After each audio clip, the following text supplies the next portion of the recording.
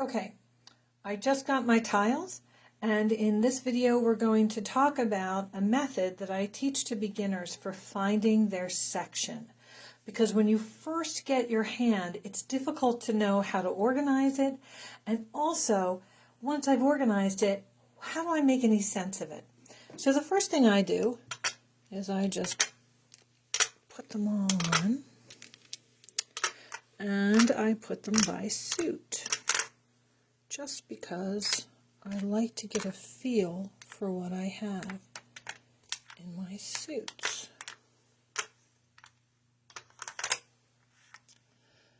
So I have a few BAMs. I mean, I don't really have a lot of anything. Now, I have to figure out how I'm going to play. How am I going to pick the first set of tiles that I don't need for the Charleston? Because remember, we have to do the Charleston first, and that's the 3-tile pass. And I'm going to take a look, and the first thing I do is I take every flower, if I have any, every dragon, if I have any, and every joker, if I have any, and I move them out of my hand and I put them aside. They do not factor in usually to help me pick my section or my direction. In Mahjong, you're rarely dealt a hand. You're dealt a direction. And if you're looking at the Mahjong card, you'll notice that it is divided into 9 sections. One of the sections collects the year tiles, another collects evens, another collects all the same numbers. Then we have the quints, consecutives, we have the odds that collect only the odd numbers, the winds and dragons, the 3, 6, 9 section, and the singles and pairs. In every section, you might need a flower.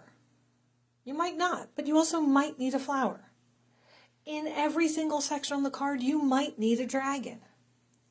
And in every section on the card, except singles and pairs, you might need a joker. So because those types of tiles are so universal throughout the card, I take them out of my consideration for beginners to figure out where your direction is. And now we take a minute to look at the different sections, and we evaluate our hands section by section.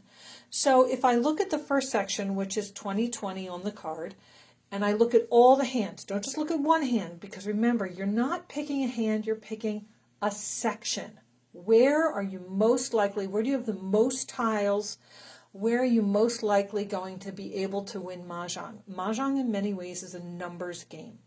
So in the 20/20 hand, I don't need 5s, don't need 7s, 8s, 3s, 4s, 8s. I might need a north and a south. So ignoring these, because I might be able to use them, I only got 2.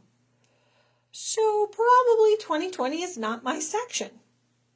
Now I'm going to look at the evens section. I'm going to separate my tiles into evens and odds. And once you separate for evens, you also separate for odds. And I like to put them in numerical order. Notice I'm not paying attention to suit. Suits develop. If you have a core of 5 tiles in a section, that's a good start. Again, ignoring these because they might help you in all the sections. You would just keep counting them all the time.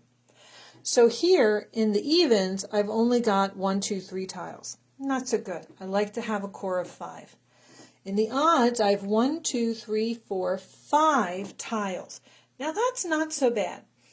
However, I am missing 1s and I'm missing 9s. Now I'm going to remember that I've got a core of 5 in the odds, but I'm going to continue on. The next is consecutive run.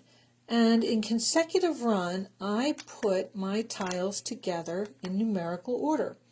And here I have nothing at 1 and 2. I have 3, 4, 5. I have a gap, and then I have 7, 8. So I have 1, 2, 3, 4, 5 consecutive numbers. And again, I'm not paying attention to suit because suit will develop. Just because your hand doesn't develop doesn't mean you didn't play a good game, because at a certain point, you and I could both be playing for the same tile, And if my tile doesn't come up when I can use it, but you can use it instead because we're going for the same tiles, we both need, say, 3 BAMs, that's just luck. That's not me picking a bad hand. I picked the best hand I could based on mine. Also, several Mahjong players can look at the same hand and they might decide to go for different sections. And again, that's fine too. 1, 2, 3, 4, 5. And what's cool about this is consecutive and the odds share 4 of the 5 tiles, the 3s and the 5s. Now I'm going to take a look at the winds and dragons. Well, I have a north and a south, and one of the hands that uses north and south collects odd tiles. Do you see that? And it'll collect any odd tile, and I've already got some 3s, so I could look at collecting the 3s. These 3s are becoming pretty common across several different sections. And in that I've 1, 2, 3, 4, 5. I've got a flower and a joker. I mean, like, that's not so bad. The last one is the 3, 6, 9. So I'm going to pull out my 3s, my 6s, and my 9s. And all I have are the 3s. So that is not my section. And because I have a joker, I don't generally go for the singles and pairs, because once you have a joker, you can't use it in the singles and pairs. So usually I feel, especially for beginners, that you're not looking at that section unless all of a sudden it really starts to develop for you. So based on what I picked, I would either do the consecutives, the odds. I probably would not go for the winds because I'd need to get a pair of 3 dots and another 3 crack. So I think that probably my best 2 sections at the moment are either the odds or consecutives. And because I have more 3s and 5s, my guess is I'm going to be looking for 1s and try to do the 1, 3, 5s, or try to get some sort of 3, 4, 5 consecutive thing going. I'm going to hold on to the 7s as potential. I'm now going to move over my jokers, dragons, and flowers, and I'm going to turn the tiles that I don't want upside down so that visually I know that I don't want them, so I don't have to think very long. They're tiles I don't want, and they're tiles that I'm going to start to give away right away in the Charleston. Now I'm going to start to think about what potential hands could I be doing based on the tiles that I have.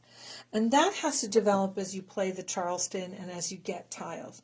Generally for beginners, I strongly recommend picking and sticking because you don't know the card well enough.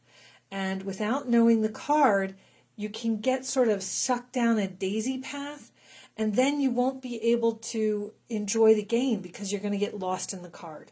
So pick and stick, and as you play, you'll get more and more familiar with the card. All right, thank you, and enjoy your Mahjong.